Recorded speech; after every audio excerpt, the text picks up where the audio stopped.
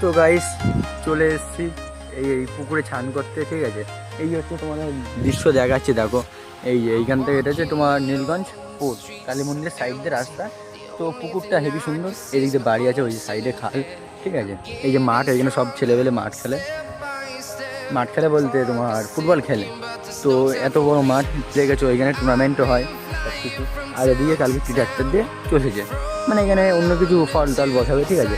তো এই পুকুরে মাছও চাষ করে, ঠিক আছে, মাছও আছে, তোমরা এসে ঘুরে যেতে পারো। পুকুরটা অনেক বড়, আর ওদিকে আম গাছ সব চাষবাস করে, ঠিক আছে। তো আমি চলে এসেছি এখন পুকুরে স্নান করবো, ঠিক আছে। তো বৃষ্টি পড়ছে, তো আমি স্নান করবো না, তো আমার দাদারা স্নান করছে, ঠিক আছে।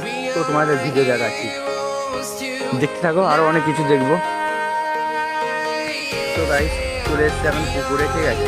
তো ওই যে বিশাল, ওই যে জয়জিৎদা, এই যে বাবলারদা আর একটা ভাই, একটা কাকা বয়স্ক স্নান করছে। তো দেখো এই যে স্নান করছে, দেখো। তো আমি স্নান করবো না আজকে, আমার বৃষ্টি ওয়েদার, তো আমি বাড়ি গিয়ে স্নান করবো। তো দেখো এই যে লেগেছে জয়জিৎদা, এই যে বাবলা কাকা, এই যে বিশাল লেগেছে, ঠিক আছে। তো আমি লাভবো না, তো আমি লাভলে আমি তোমাদের পরে ভিডিও দেবো কোনো, ঠিক আছে। এখন দিতে পারছি না, বৃষ্টি করছে তো। ওই যে বিশাল, ভাই হাই করে দে ভাই, ওই গাইস হাই করে দিয়েছে, ওই যে বাবলা কাকা হাই করে দাও। ওই যে বলে বৌমার জন্য, তো বৌমা নেই এখানে, তাও বলছে হাই। তো গাইস গার্লফ্রেন্ড থাকলেই কি হাই বলা যায়, বলো? অবশ্য বলা যায় না।